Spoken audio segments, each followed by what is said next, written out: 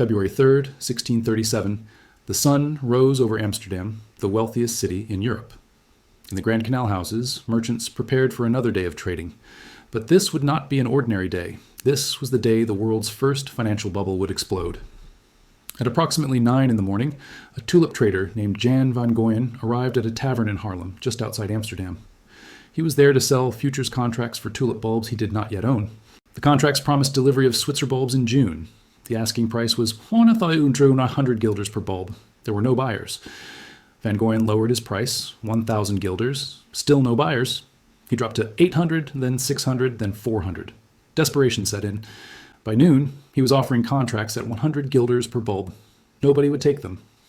By 3 in the afternoon, tulip futures were being offered for free. Sellers were begging people to take the contracts. Still, there were no takers. The market had not just declined, it had ceased to exist. Within 6 hours, tulip bulbs went from being worth more than houses to being completely worthless. Fortunes evaporated. Merchants, who had leveraged everything, who had mortgaged their homes and businesses to speculate on tulip futures, were ruined. The first economic bubble in recorded history had burst, and the destruction was total. But here is what most people misunderstand about Tulip Mania. This was not a story about stupidity or irrational obsession with flowers. This was a story about financial innovation, leverage, and the predictable psychology of speculative markets. And the tulip was just the asset. The bubble was the system. And that system is still running today. To understand how tulips became the center of history's first financial bubble, you need to understand the Dutch Republic in the 1630s. The Netherlands had recently won independence from Spain. Amsterdam had become the commercial capital of Europe. The Dutch East India Company was generating enormous profits from Asian trade. Wealth was flowing into the Republic faster than it ever had before. This created a new social class, wealthy merchants with disposable income and a desperate need to display their status. In aristocratic societies, status is inherited. You are born noble or you are not. But in the Dutch Republic, a merchant society, status had to be purchased and displayed. You needed to show that you were wealthier, more sophisticated, more cultured than your competitors. This created demand for what economists call Veblen goods, luxury items whose value derives not from utility but from their ability to signal wealth. Tulips were the perfect Veblen good. Tulips had been introduced to Europe from the Ottoman Empire in the 1550s. They were exotic, beautiful, and difficult to cultivate. More importantly, certain tulip varieties displayed a characteristic called breaking, where the petals showed striking streaks and patterns. We now know this was caused by a virus, but in the 1630s, it was seen as a rare and unpredictable mutation. A plain red tulip might suddenly produce an offspring with spectacular flame-like patterns. These broken tulips were incredibly rare, and rarity combined with beauty created the foundation for speculation. By 1634, tulips had become the ultimate status symbol among Dutch merchants. Owning a garden with rare tulip varieties signaled that you had arrived. It showed you had wealth, taste, and access to exotic goods. But there was a problem. Tulip bulbs take years to propagate. A single bulb might produce 2 or 3 offsets per year. Rare varieties could not be mass-produced. Supply was inherently limited.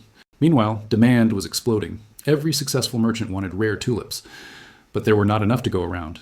This created the conditions for a price spiral. Scarcity plus high demand equals rising prices. And rising prices attracted a new type of buyer, speculators. Here is where the tulip market transformed from a luxury goods market into a financial market. Initially, tulips were sold as physical bulbs. You bought a bulb, planted it, and enjoyed the flowers. But as prices rose, people realized you could buy and sell tulips without ever taking possession of the actual bulb.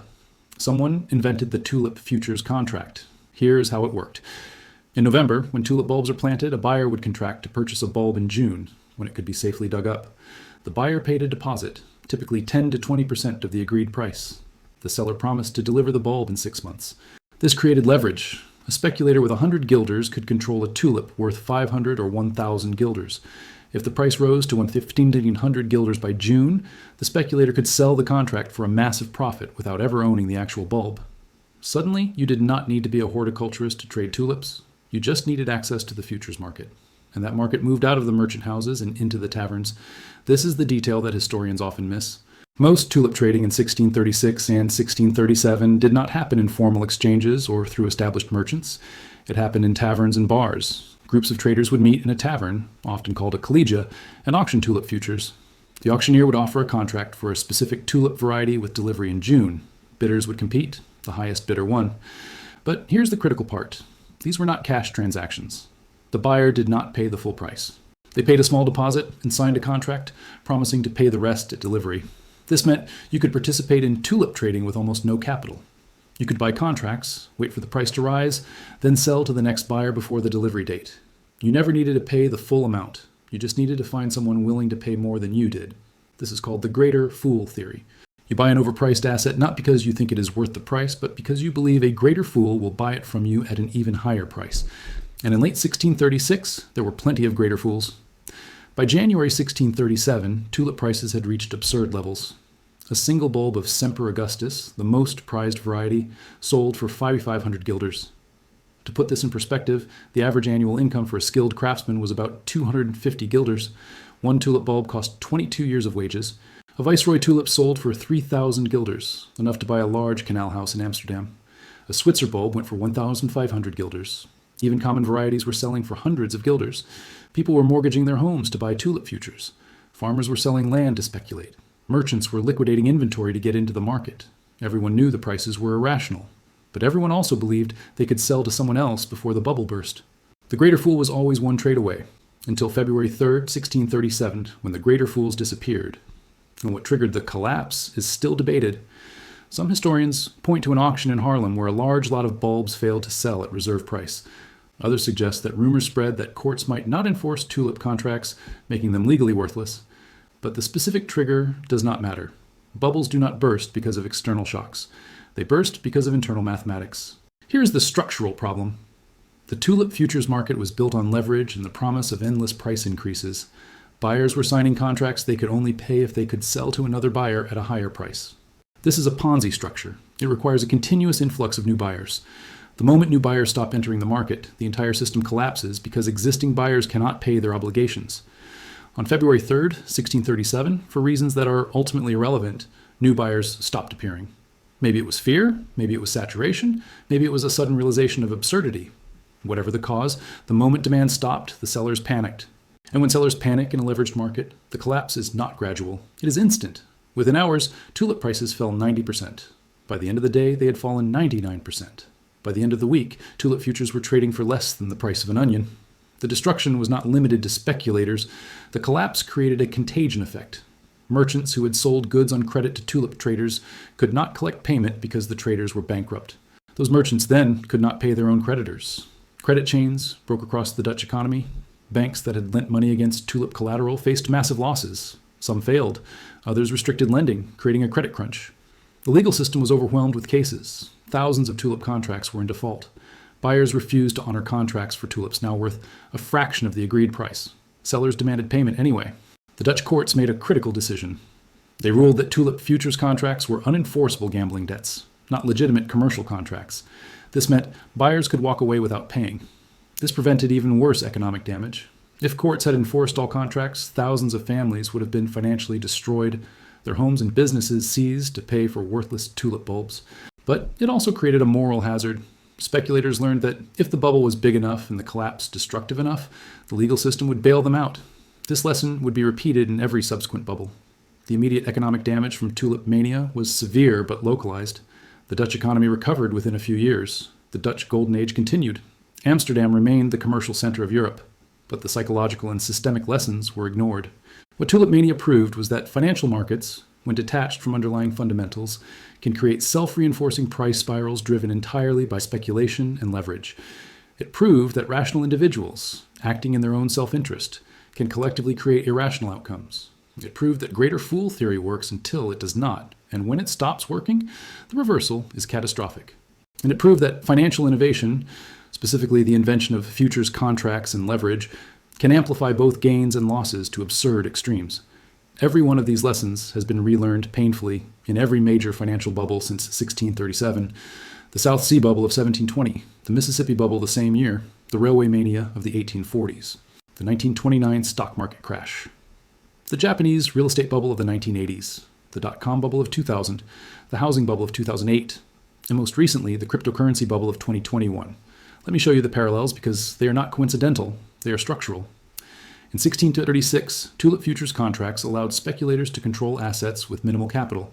In 1636, tulip trading moved from professional merchants to taverns full of amateurs. In 2021, crypto trading moved from financial institutions to Reddit forums and Discord channels full of retail investors. In 1636, tulip prices rose because everyone believed someone else would pay more. In 2021, Bitcoin rose to $69,000 because everyone believed it would reach $100,000, then $500,000, then $1 million. In 1636, the narrative was that tulips were rare and valuable status symbols. In 2021, the narrative was that Bitcoin was digital gold and a hedge against inflation. Both narratives had elements of truth. Rare tulips were genuinely beautiful and scarce. Bitcoin is genuinely scarce with a fixed supply. But narratives do not determine price sustainability. Mathematics does, and the mathematics of both markets were identical.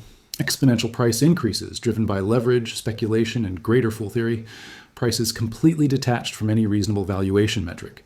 Tulips at peak mania were priced as if they were productive assets generating income. They were not. They were flowers. Their value was entirely subjective. Bitcoin at $69,000 was priced as if it were a functioning global currency with widespread adoption. It was not. Transaction volumes were tiny compared to traditional payment systems. Its value was entirely speculative.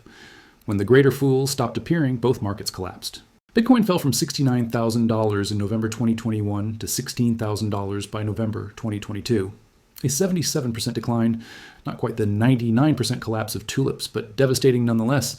And just like in 1637, the people who bought at the peak were financially destroyed.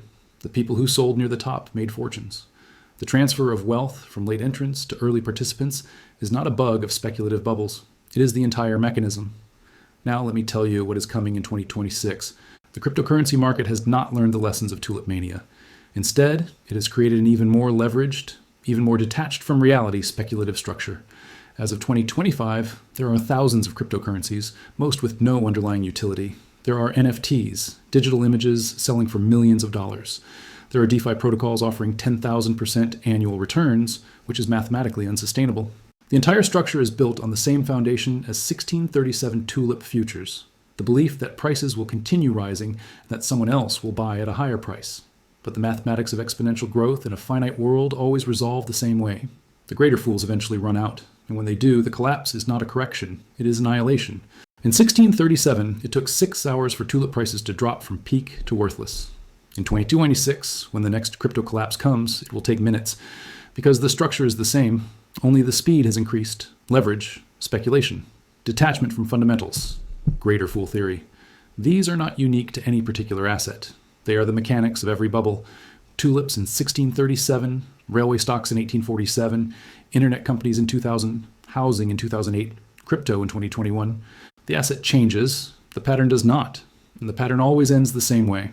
The music stops, the greater fools disappear, prices collapse, wealth is destroyed. February 3rd, 1637 was not the day tulips became worthless. It was the day the market collectively realized they had always been worthless at those prices. The coming crypto collapse will not be the day Bitcoin becomes worthless. The flower was just a flower. The token is just a token. The bubble was the system. And that system is running right now, with the same mathematics, the same psychology, the same inevitable conclusion. The only question is when the music stops, and who will be holding the contracts when it does.